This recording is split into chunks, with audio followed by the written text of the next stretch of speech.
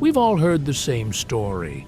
We were told it was an accident, an iceberg in the dark, bad luck, man's arrogance against nature. We were told the Titanic died with dignity. But that's a convenient lie. The truth is infinitely darker. The Titanic didn't just sink, it was devoured. And I'm not talking about the water. I'm talking about something that began long before it set sail. If you think you know this grave, prepare yourself. What you're looking at isn't a ship.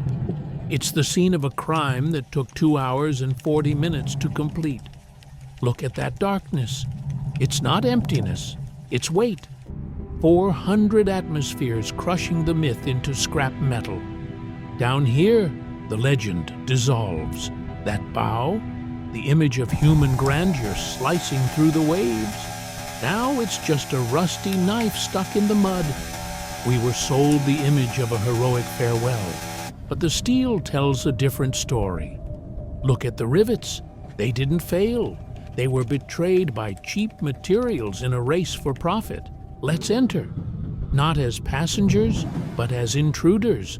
The grand staircase, the ultimate symbol of opulence. Today it's a black throat that swallowed the elite. No wood remains, no gold remains. The ocean respects no status. In here, in these halls, the silence is not peace. It's the echo of 1,500 voices suddenly silenced.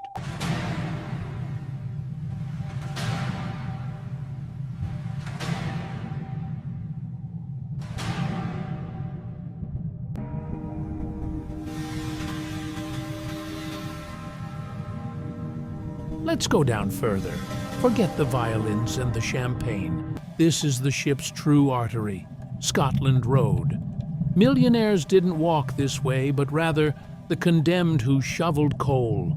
And there, look at that. A car, a luxury Renault. The most absurd possession at the bottom of the sea. A rich man's toy that never rolled across America, rotting in a wooden crate while its owners fought for a lifeboat. The brass shines as if it were brand new, fool's gold. But turn your gaze. That door, the watertight door, the Titanic's salvation.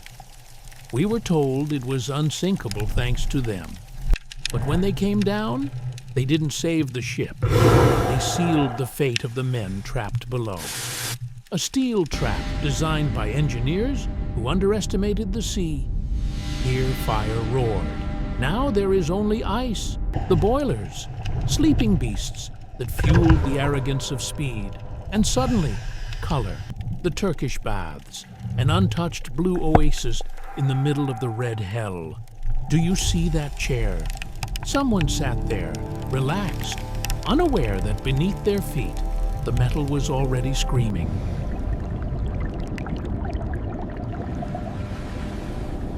Let's go back up to the main scene of the tragedy, the dining room. Here the Last Supper was served. Fine china plates worth more than the life of a third-class passenger. There they are, untouched in the mud. The irony is brutal. The tableware survived. Those who ate from it did not. Look at this room. It was the center of the social universe. And on the floor, the cherub. The bronze angel that was meant to illuminate the feast now lies face up, gazing eternally at a surface it will never see again. And the elevator doors closed, golden cages that became vertical tombs. Look inside the shaft, the severed cables. They didn't snap gently, they burst under the strain. It's the physical evidence of panic. And in the cabins, closed doors, secrets the Atlantic guarded better than any bank. Now, the part history tried to hide. Third class, that scissor gate. It wasn't there to protect them, it was there to contain them. While the music played above down here, the system closed the doors. It wasn't just a shipwreck, it was natural selection forced by design. Step into the cathedral of strength. The engines, 4 floors of steel. They still gleam with grease. They're ready to go, but the final command on that telegraph was, "Stop." And there they remained. Frozen in the exact moment, the ship's heart stopped beating. The shaft tunnel, long, claustrophobic, and at the end, the wound, the place where the Titanic broke its back. It wasn't a clean death. The ship was tortured, twisted, and ripped in two while people clung to the stern. And that stern, look at it. It's not a ship. It's a mountain of scrap metal crushed by the relentless physics of the fall. A steel slaughterhouse. The propellers, so large they seem unreal. They once propelled dreams, now they only stir sand. But step away from the hull, enter the desert, the debris field. Here is where the tragedy ceases to be industrial and becomes personal. Stop! Look at that! And that doll?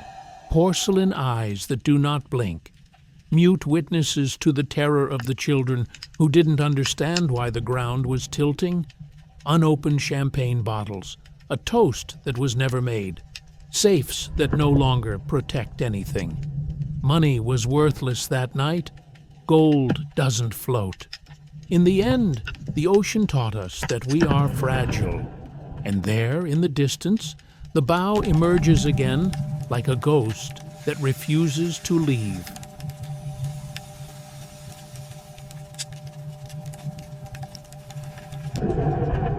Let's go to the brain, the radio room. Here, two men shouted into the void, "Save our souls!"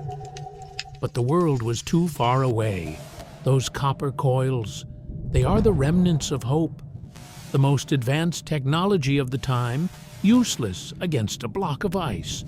Captain Smith's cabin, his bathtub, the image of daily routine exposed to the abyss. The man who had the absolute duty failed, and on the bridge. Only the telemotor remains, the solitary witness to the fatal decision. They turned too late, or perhaps fate had already been written. The gymnasium, stationary bikes for people who weren't going anywhere. And outside, the empty davits, steel arms outstretched toward nothingness. Each one tells a story of women and children first, and also of lifeboats that left half empty. Fear won over logic.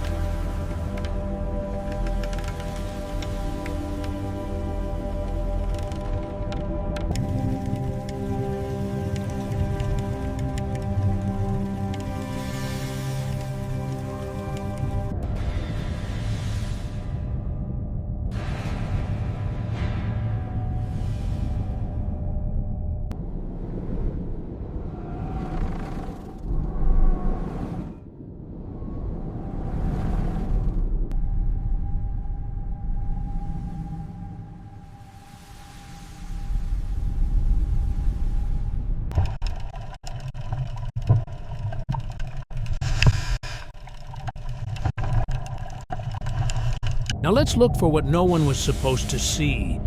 The commissioner's office. The safe is open, and there it is, the black briefcase, perfect leather, silver clasps. What's inside? Contracts? Blackmail? The future of a fortune that drowned? The initials gleam. JJA. The richest man on board, reduced to a suitcase lost in the mud. Let's go down to the pool. Yes, it's still full of ocean.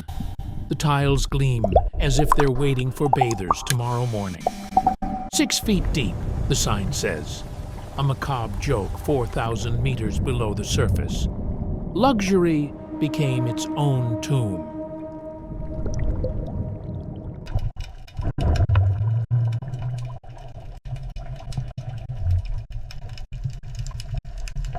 It's time to leave.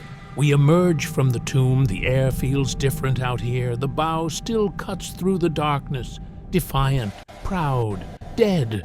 Those portholes, blind windows, weeping rust. We move away. The giant shrinks. Darkness envelops it. It's not a ruin, it's a warning. A lesson in humility written in iron and blood.